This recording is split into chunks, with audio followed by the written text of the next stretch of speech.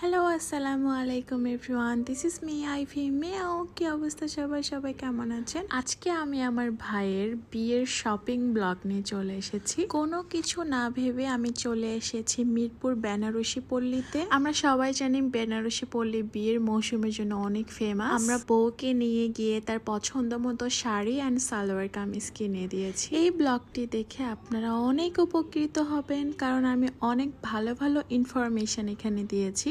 আপনাদের অনেক টাকা সেভ হবে। বিয়ের শপিং করতে তো আপনারা চলে যাবেন, লেহেঙ্গা বলেন শাড়ি বলেন, চলে যাবেন বেনারসি পল্লীতে।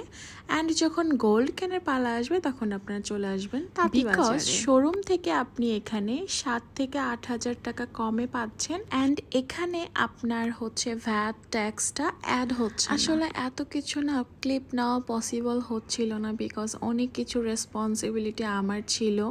এই কারণে আপনাদের যদি আরো কোনো ইনফরমেশন লাগে আমাকে অবশ্যই কমেন্ট বক্সে জানিয়ে দেবেন। এটা আমার দাদির বাড়ি ছিল আগে, এটা ঝামেলা অবস্থায় পড়ে আছে। চাচারা সবাই নেওয়ার জন্য মানে বাজে একটা অবস্থা, যেটা হয় আর কি জায়গা জমি নিয়ে। এটা পুরান ঢাকাতেই। আসলে অনেক কিছু শপিং করেছি এর মাঝে, কারণ সবকিছু না ক্লিপ নেওয়ার মতো পরিস্থিতি থাকে। আজকে আমরা যাচ্ছি মেয়ের বাসায় ডালা নিয়ে।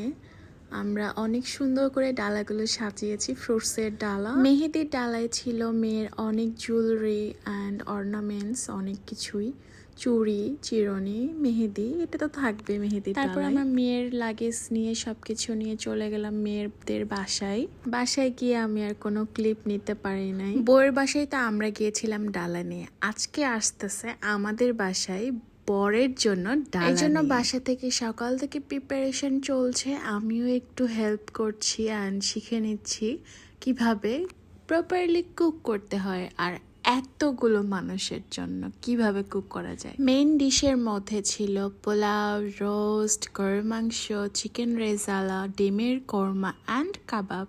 মাই গড। আর আমাদের হচ্ছে লাইটিং সিস্টেম অলরেডি লাগানো হয়ে গেছে, আরও কিছু বাকি আছে, গেট টেট এগুলো কালকে করবে আই গেস। তো আজকে থেকে আমাদের লাইটিং চালু হয়ে যাবে, বিয়ে বাড়ির লাইটিং যেটাকে বলে। লাইটিং দেখে তো আমি রীতিমতো অনেক এক্সাইটেড হয়ে গেছি, ছোটবেলা যেভাবে এক্সাইটেড হই। আর এখানে আমি কাবাবের প্রিপারেশন নিচ্ছি। কাবাবটা ম্যারিনেশন করে আমি ফ্রিজের মধ্যে কিছুক্ষণের জন্য রেখে দিব, একটু হার্ড হয়ে আসবে তখন আমি কাবাবের শেপ দিয়ে দিব। গরুর মাংসটা একদম সাদামাটা ভাবে রান্না করছি, বাট মজা হয়েছিল অনেক বেশি। কোনো কিছুই আগে দেই নাই, সবকিছু একসাথে দিয়ে জাস্ট কষায় নিয়েছি। এখানে অলরেডি আমার চিকেন রেজালাটা হয়ে গেছে, জাস্ট ঝোলটা টেনে আসলেই বন্ধ করে দিব চুলাটা। এই যে সুন্দর হয়েছে আর লাইটটা জ্বলছে। এখন বিয়ে বাড়ির মৌসুমটা বোঝা যাচ্ছে যে এটা হচ্ছে বিয়ে বাড়ি। হ্যাঁ, একটু পরপর আমি যাচ্ছিলাম, দেখছিলাম যে লাইটিং কি শুরু হয়ে গেছে কিনা। আমি খুবই খুশি হয়ে গেছি, একদম আমার চাইল্ডহুডের কথা মনে পড়ে গেছে। এখানে আমি অলরেডি বেরেস্তার জন্য পেঁয়াজগুলো ভাজতেছি। সব কিছু হয়ে গেছে, বেরেস্তাটা হয়ে গেলে সব কিছু দিয়ে ম্যারিনেশন করে ফেলবো। ডিমের কোরমার জন্য এখানে ডিম সিদ্ধ বসিয়ে দিয়েছি। অলরেডি আমাদের পোলাও ডান। ফাইনালি আমি আমার টেবিলটা সেট করে ফেলেছি। কত সুন্দর লাগছে তাই না? অনেক সুন্দরভাবে গুছিয়ে পরিপাটি করে সবকিছু রেডি করেছি। অলরেডি গেস্ট খেয়ে দিয়ে চলে গেছে, আমি এটার ক্লিপ নিতে পারিনি আনফরচুনেটলি। ওনারা চলে যাওয়ার পরে আমি সবকিছু আনপ্যাক করেছি।